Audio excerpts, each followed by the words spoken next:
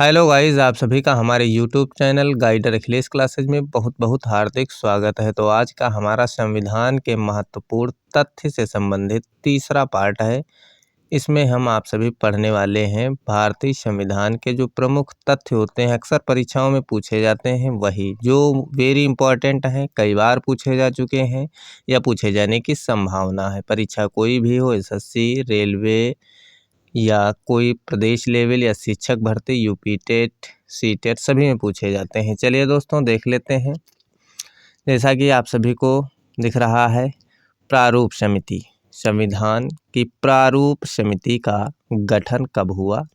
तो 29 अगस्त 1947 को प्रारूप समिति का गठन हुआ। अगला पॉइंट है, प्रारूप समिति में सदस्य थे तो कितने सदस्य थे? तो प्रारूप समिति में 7 सदस्य थे, जिसमें अध्यक्ष को भी गिन लिया गया, यानी अध्यक्ष सहित कुल सदस्य 7 थे। अगला पॉइंट है, प्रारूप समिति के अध्यक्ष थे। कौन अध्यक्ष थे? तो प्रारूप समिति के अध्यक्ष थे डॉक्टर BR अम्बेडकर। अगला पॉइंट है, प्रारूप समिति का कार्य क्या था? तो प्रारूप समिति का कार्य था संविधान का प्रारूप तैयार करना।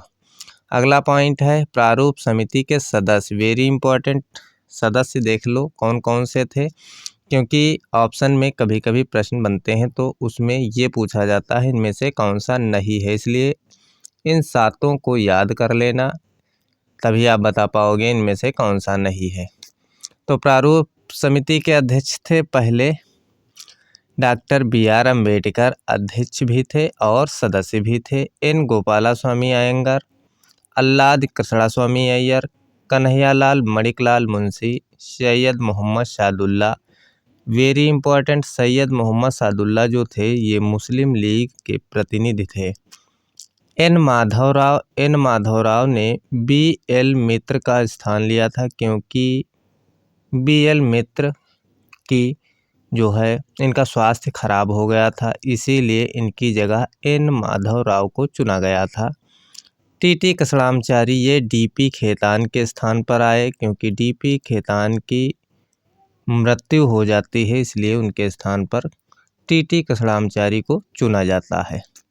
चलिए आगे पॉइंट है, वेरी इंपॉर्टेंट, कुछ महत्वपूर्ण कथन कहे गए हैं संविधान में जो आप सभी को याद कर लेने हैं। तो पहला कथन है, संविधान सभा कांग्रेस थी और कांग्रेस भारत था। यह कथन किसके द्वारा कहा गया है? ग्रेनविल ऑस्टिन के द्वारा कहा गया है। अगला कथन है, संविधान की प्रस्तावना हमारे दीर्घकालिक सपनों का विचार है। यह कथन कहा गया है सर अल्लाद कृष्णस्वामी अय्यर के द्वारा। अगला कथन वेरी इंपॉर्टेंट है, प्रस्तावना हमारे संप्रभु लोकतांत्रिक गणराज्य का भविष्य फल है। किसके द्वारा कहा गया है? कन्हैयालाल मणिकलाल मुंशी के द्वारा यह कथन कहा गया है। अगला कथन है, आर्थिक और सामाजिक लोकतंत्र की वास्तविक लक्ष्य एवं अंतिम उद्देश्य है। वेरी इंपॉर्टेंट, यह कहा गया है डॉक्टर BR अम्बेडकर के द्वारा। अब पढ़ लेते हैं भारतीय संविधान की विशेषताएं। भारतीय संविधान की विशेषताओं से अक्सर क्वेश्चन बना करते हैं और ज़्यादातर क्वेश्चन आज तक जो बने हैं वो उनमें पूछा गया है इनमें से कौन सी विशेषता नहीं है, तो ये आपसे पूछा जाता है। अगर आपसे ऑप्शन में लिखा हो कि भारतीय संविधान प्रथम लिखित संविधान है, तो ये आपका गलत हो जाएगा, वो विकल्प आपका सही नहीं होगा, क्योंकि लिखित संविधान तो भारत का है, लेकिन प्रथम लिखित संविधान अमेरिका का है। अगर पूछे सबसे बड़ा विश्व का लिखित संविधान, तो वो भारत का हो जाएगा। चलिए पढ़ लेते हैं एक एक विशेषता। तो पहली विशेषता है एकल नागरिकता। भारत में जो प्रणाली है वो एकल नागरिकता की है। दूसरी विशेषता है विश्व का सबसे बड़ा संविधान। वेरी इंपॉर्टेंट, तो जो भारत का संविधान है वह विश्व का सबसे बड़ा संविधान है।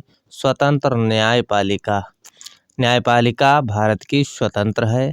लिखित संविधान, तो लिखित संविधान अगर पूछे तो भारत का लिखित संविधान तो है ही, और साथ ही विश्व का सबसे बड़ा संविधान है। संसदीय शासन व्यवस्था, तो भारत में संसदीय शासन व्यवस्था है। चलिए दोस्तों, ये छोटा सा हमारा वीडियो है। आप सभी वीडियो देखते हैं लेकिन लाइक नहीं करते हैं और चैनल को सब्सक्राइब नहीं करते हैं, तो ये सब कर लिया करो, जिससे हम मोटिवेट हों और इसी तरीके से पॉइंट वाइज आपका सारा जितना भी सिलेबस है कवर कर लें। चलिए दोस्तों, फिर मिलते हैं अगले वीडियो में। तब तक के लिए नमस्कार, धन्यवाद, जय हिंद।